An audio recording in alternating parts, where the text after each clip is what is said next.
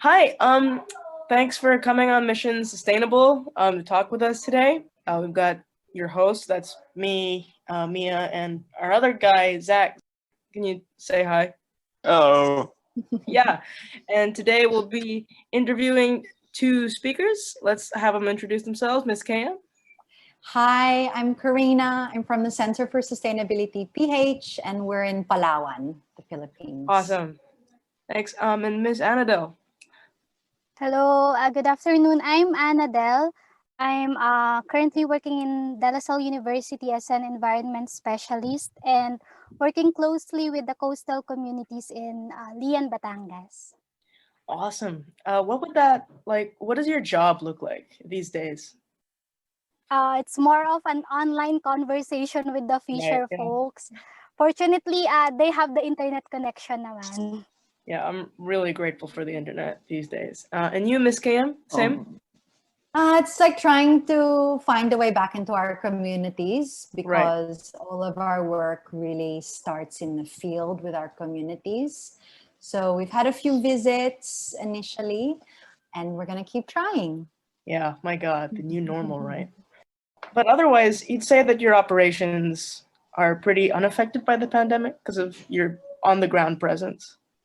Unaffected, our operations are completely affected. We can't do any work at all. So all of our work is really based in the forest. We are a very hands-on organization doing frontline forest conservation work. And that means that we have to do all of our work together with the communities that live in the forest and are the best positioned to really defend and understand what's going on there. So it's been a real struggle for us behind the scenes because we're so used to being in the field every week. And we haven't been able to do that since we actually came down from expedition on March 18 to a deserted world, and we didn't know what had happened. So if you can imagine, we were on expedition for 10 days, bumaba kami, and then all of a sudden the world was a completely different place. And since then we've been locked down at home. So frustrating. Trying to do something, but it's very hard to conserve the forest when you can't be there. You can't go to the forest. Yeah. And you're also trying to safeguard your life from possible infection by COVID and reduce the chances of infection. Yeah. Miss Annadel, I guess as an educator, it's not as hard, this pandemic. Actually, it is hard. Are you familiar with the NSTP classes of the students? Not very familiar. Of the college students. Yeah. So basically, the university did not allow the students to go down to do community work. So what we are trying to do is make them feel na nasa community pa rin sila despite na virtual lang lahat. And also, it's a challenge then to connect nga sa mga community partners namin, especially pag sa rural areas, the internet connection problems. But yung mga first 3 months of pandemic, it's really hard. Pero ngayon, nakikita mo, we are thriving. We are Filipinos, so nakahanap yung community partners namin and yung students namin ng way to communicate with us. So, ang hindi lang namin nagagawa ngayon is the regular tree planting, the coastal cleanup. So, hindi pa kasi allowed. But what we are trying to do now is our university staff, once allowed, we will go down and we will do the community work. But minus the presence of the students. But hopefully, after the pandemic, we can go back again. And gaya nga ng sinabi ni Miss KM, mahirap ang environmental work pag hindi ka allowed mag field work. So, ang ini-strengthen namin ngayon is the environmental campaigns through online platforms. Right. So would you say that the future of your work, of this conservation, you think it'll be heavily affected if we continue like this? Because COVID seems to not have an end in sight, what do you think will happen down the line of your respective jobs? How will you try to adapt to this? From our end in Palawan, we basically have to sit it out for the moment and focus on, Yeah. running an office, running an organization rather than executing our projects. But in the long term, we all have to function and especially do this kind of work, this kind of conservation work, because otherwise we're just going to have another pandemic. The reason why we have a pandemic is because wildlife was illegally poached out of its native habitat. So it's really our role to do that and to find ways to make that happen. So I think one of the biggest issues as well that I'm sure Miss Annadel can also speak to is that there are massive research gaps. Research is critical for us to be able to make better management decisions, for communities to have the knowledge and the power to make decisions for themselves and speak to their local leaders about what needs to be done. So for all of us that are normally field workers, we have to find a way, basically. Right. But I think that environmental workers are extremely well equipped. I have all the faith in our community, in our environmental community, to be able to find solutions to get out to the field. We have to figure out a new normal to do that. But for us to sit at home while our environment is being destroyed is not an option. It's an option for maybe 6 months or 9 months, but like in the long, like even within our office, we are constantly doing regroup strategy sessions every month, every 2 weeks, because with our traveling to field sites, sometimes we're allowed, sometimes we're not. So we're just constantly thinking on our toes, and that's okay. That's just how it works. What kind of strategies, guys, do you think we can make this better for us? For the school setup, we always encourage the youth, to maximize your knowledge on technology. Kasi you guys have the capacity to do a webinar, to do a podcast, to do publicity materials. Honestly, this pandemic gave a window to heighten the campaigns on climate change. And also, may realization din this pandemic na gaano ka-importante yung community empowerment. Before pandemic kasi, some people believes that environment is science. Science is for scientists. Science is for experts. But no, science is for everyone. Environment is for everyone. So it is the responsibility of all of us, not only by the government or by the experts, but we all need to act. So yun yung greatest realization ngayon. And I'm happy to see na lahat naman nagiging involved na, and even the younger ones. If you happen to check the page of Eco Explorations, they have this program for 6 to 12 years old children para malaman ng kanilang ABC of biodiversity. So those steps, maganda siyang preparation in the future kasi nga this is not the only pandemic na darating sa mundo. So marami pa itong sunod-sunod na sana based from our learnings today, we come really prepared na. And hopefully in the future then we treat the environment hindi hiwalay sa atin, rather tayo ay part ng environment at responsibility natin na alagaan yon at i-conserve yon. Yeah. I think if I can just chime in really quickly about what Miss Annadel was talking about with community empowerment.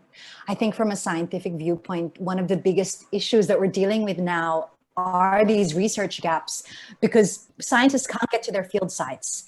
If we had already established a clear system with our local communities to be able to collect data, to be empowered to do that kind of biodiversity research or any kind of environmental research already, we wouldn't have the research gaps that we're having now. And so I think that community empowerment is like never more important than right now, because scientists cannot get to their research sites. And that's when we need our communities to defend our natural resources, to understand what's going on in those areas. If I may add, if you happen to encounter the concept of citizen scientists, so we are doing it in our coastal community, in our partner coastal communities in Lian, Batangas. Right. So they are doing trainings with the scientists who know how to dive, who know how to assess coral reefs. But now the trend, and it's really needed, na local community people na, yung mga fisher folks na sila na yung nangangalaga o nagbabantay nung yung karagatan nila. Kasi at the end of the day, they are the one residing on that area, and I believe in local knowledge and traditional knowledge na it must go hand in hand in scientific knowledge. Nice. Yeah. You guys both put like a big emphasis on the community empowerment. Is there any way that, like, as an ordinary person kind of removed from nature, like somebody who lives in an urban setting, can help like with those programs aside from just social media outreach and publicity? I always say that conservation starts at home. So you have to start by making sustainable decisions in your home and with your family, educating your family. One of the biggest issues is consumption. You can be a conservationist in your home. You don't have to go out to the forest and to be a conservationist. And I think that that's one of the biggest misconceptions, and that conservation really starts at home, and taking care of our wider environment is a result of how we choose to purchase, how we choose to consume materials that come from the forest, how we choose to consume resources or food that comes from the sea. So I think that, those are for sure, like, get involved, like get informed, and be a conservationist at home with your friends and family. Think about every time you consume something with plastic, or think about the effects every time you buy something that's, from precious wood, or, there are many different ways, but understanding what you consume is the number one contribution that you can make if you're not immediately in a natural area. What examples of being that type of person, would that be like keeping the absolute minimum? It's like turning off lights in your house and when you're not using that room, turning off various appliances when you don't need them, keeping the watch on your water bill, making sure to reuse what you can reuse and not just throwing it away. That would be examples of being a conservationist. Those would be some examples, right? Yes, those are.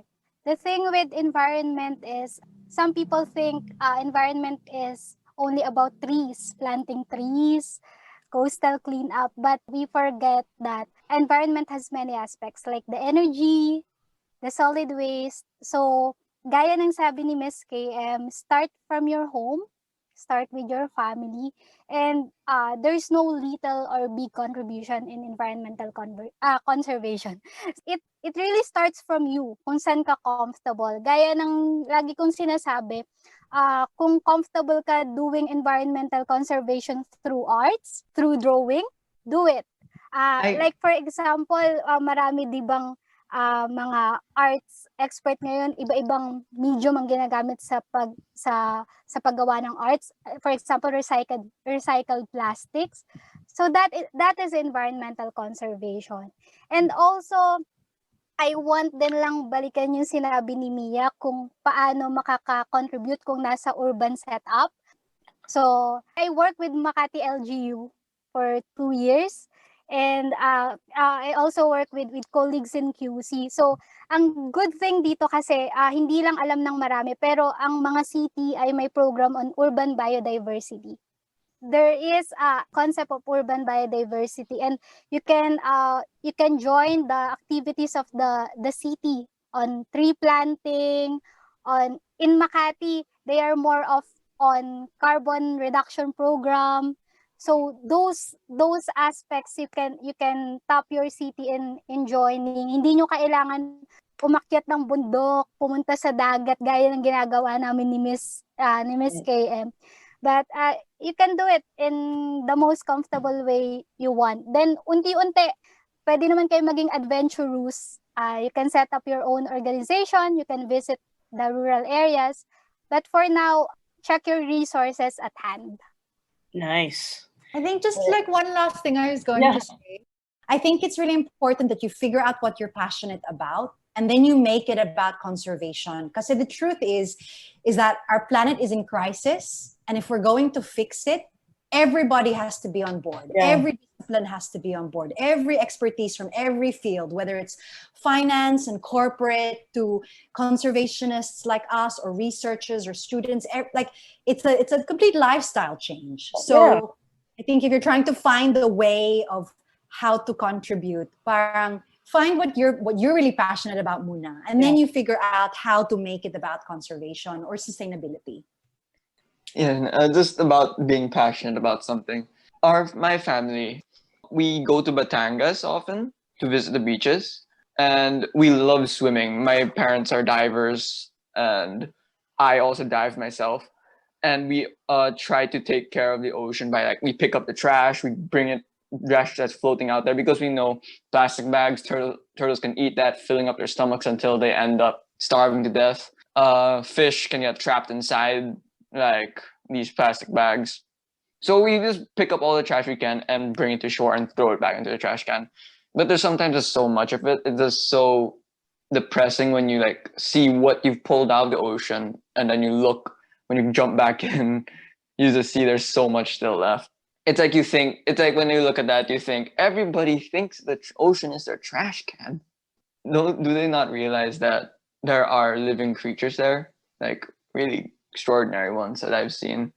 Lagi ko tong sinasabi sa mga students, kasi maski ako nung student pa ako, environmental advocate ako, and then napofrustrate ako. Then nung nag-work na ako, ang lagi kong sinasabi sa mga students na, a warning, environmental conservation is really frustrating. Pero hindi naman ibig sabihin na frustrating siya, titigil ka na. The thing with that is, rewarding siya in the sense na nakikita mo, nakaka-influence ka ng ibang tao. So, for example, in our lifetime, hindi ma-solve ang issue on plastics in the ocean. Pero, we are happy na makita na may magtutuloy ng passion mo. So, really, environmental conservation then is all about influencing others. Kasi, really, we cannot do it on our own. Yes, we can pick up trash, but other people can throw trash. So, what we can do is to influence many other people na makakasama mo sa pagpupulot ng basura. So, just an example in that aspect. I think the other thing is, isn't there an expression like, parang the greatest problem is indifference, or the greatest problem? It's morally indifference and ignorance, really. It's like, even coastal communities, they sometimes don't know that they think that the ocean is, how do you say, like, limitless in a sense. It's, you can throw anything into it and it will never come back. Do you know that we are contributing to the marine plastics in the ocean in Batangas? Do you believe in that? I believe that there are coastal communities around the world that just don't realize that they're throwing their little bits of trash into the ocean can end up causing, like, those huge trash islands that you see in the movies, and, like, in between. I'm not sure. I remember I did a paper on that, about, like, a huge trash island that was in between, like, Hawaii and the United States. I was not sure.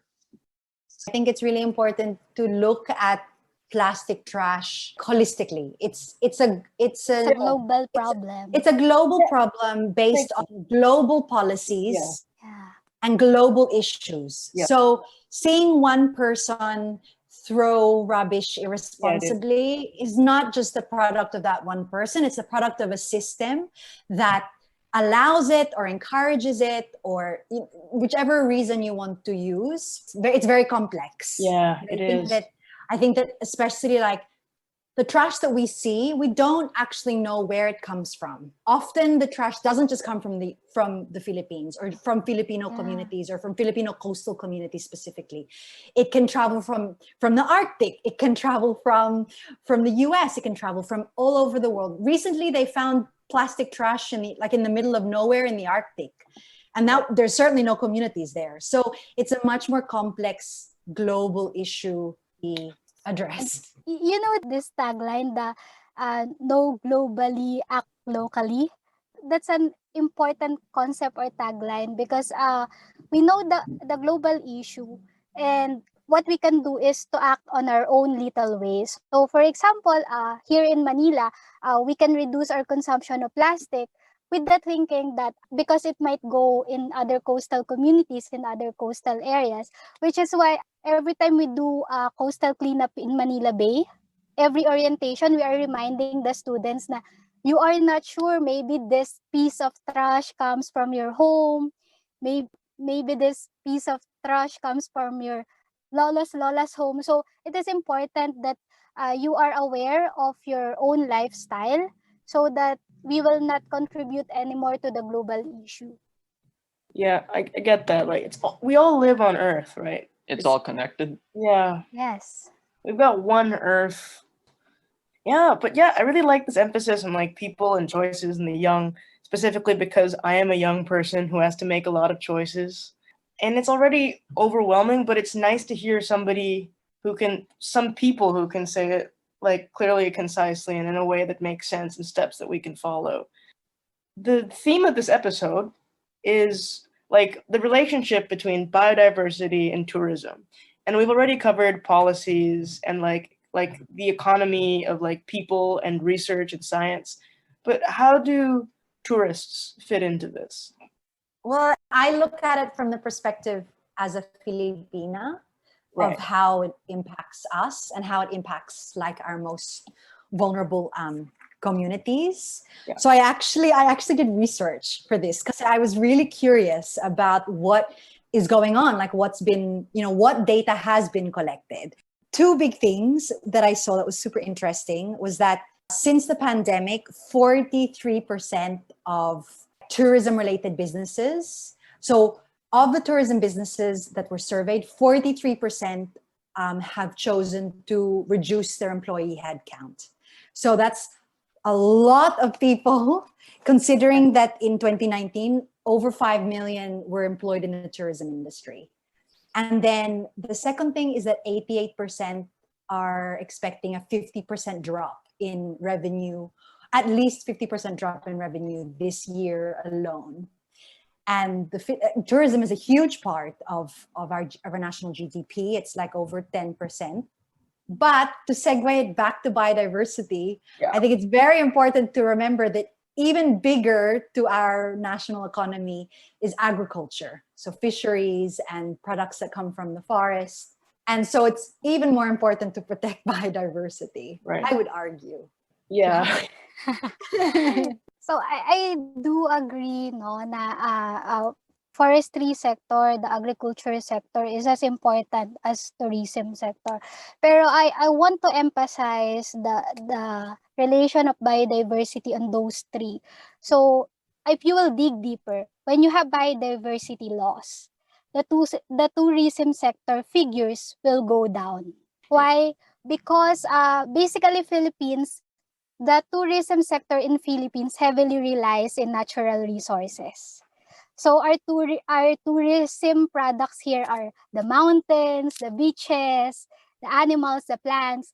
And technically, if you don't care of those products of the biodiversity, so our tourism industry will be heavily affected. So kagaya nga ng sabi ni Ms. KM, there is a drop down in tourist arrivals because of the quarantine protocols, the travel restrictions. Kaya nakita natin, tama yung sinabi ni Zach kanina, everything is interconnected, interrelated. So babalik din yon, parang magko-contribute din yon sa usapin ng poverty, usapin ng health emergency. So ako at the end of the day, parang lagi kong sinasabi sa mga students, you look into biodiversity. So biodiversity conservation is as important as other sectors in the country. Important because without biodiversity, there's no economy. Yung mga ganun. Everything starts in the natural resources. Nice. I have a question about biodiversity in COVID-19. Do you think COVID-19 has helped biodiversity in a way? Like, since it has lessened, as we talked about, the amount of tourists and the tourism industry, beaches and various other sites are less polluted. They have less human presence. Do you think it has helped in that way? That the ecosystem in that area can recover from the human impact there? when I'm preparing my notes, nilagay ko siya. Ang sabi ko doon, parang there are experts, there are news articles na sinasabi nga, COVID-19 pandemic gave the environment a chance to take its much deserved rest. Pero katulad ng sabi ni Miss KM kanina, 3 months to 6 months is enough. Pero yung tuloy-tuloy na rest niya, ng walang human interaction, human intervention, I think hindi siya normal. Ano siya, magkukos pa siya ng mas malaking pandemic. Kasi, oo, nakapagpahinga si environment ng 3 to 6 months, 8 months, ganun. Pero hindi natin nakita yung isang aspect na nagiging rampant ang illegal trade, illegal logging.